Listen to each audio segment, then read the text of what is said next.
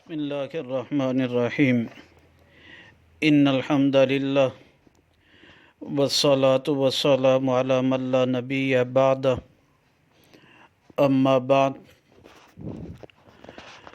گستاخ رسول کی سزا کے بارے میں حدیث نمبر 16 بیان کی جا رہی ہے۔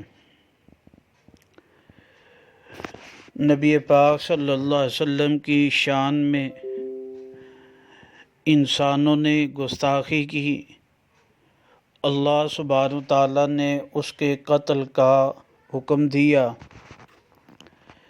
اسی طرح اگر جنات میں سے بھی کسی نے نبی پاک صلی اللہ علیہ وسلم کی شان میں گستاخی کی، اس کی بھی سزا قتل کی ہے۔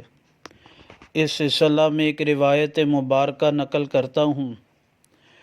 یہ حدیث مبارکہ علامہ ابن تیمیہ رحمہ اللہ نے الصارم المسلول علی شاتم الرسول اپنی کتاب میں لکھی ہے۔ صفحہ نمبر 134-35 پہ ذکر ہے۔ وہ فرماتے ہیں کہ ابن عباس رضی اللہ تعالیٰ عنہ نے فرمایا،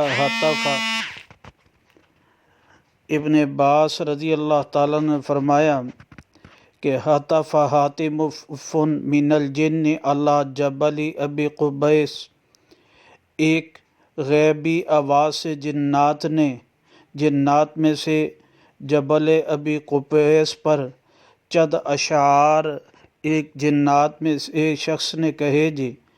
جب وہ شعر اس نے کہے، صبح مکے والوں نے وہ شعر پڑھنا شروع کر دیا۔ ان اشعار میں نبی پاک صلی اللہ علیہ وسلم کی شان میں گستاخی تھی۔ آپ علیہ السلام نے فرمایا، ھذا شیطان یکلم الناس فی الاوثان، یہ شیطان ہے، لوگوں سے بات کرتا ہے بتوں کے بارے میں، اس کا نام مسعر ہے۔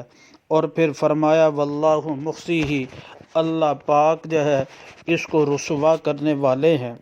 پھر 3 دن گزرے اور پہاڑ کے اوپر سے آواز آئی، غیبی آواز آئی، اور وہ کہہ رہا تھا کہ نحن قتلنا فی ثلاث مسعرا اذ صفہ الحق وسن المنکر، کہ ہم نے قتل کر دیا 3 دن میں مسعر کو، جب اس نے حق کو جھٹلایا، تحقیر کی اور بری بات کو یعنی عام کیا۔ قنعتہ سیفا حساما مبترا بشتمہ نبیا المطہرا، پس میں نے اس کو تیز دھار تلوار کے ساتھ قتل کر ڈالا۔ اس کا سبب یہ تھا اس نے ہمارے پاک پیغمبر کی شان میں گستاخی کی۔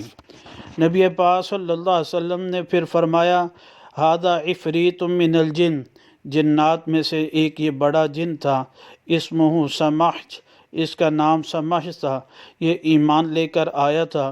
سمیتہ عبد اللہ، میں نے اس کا نام عبداللہ رکھا۔ اخبرنی، یہ 3 دن تک اس کی تلاش میں رہا، بعد میں اس نے اس کو قتل کر دیا۔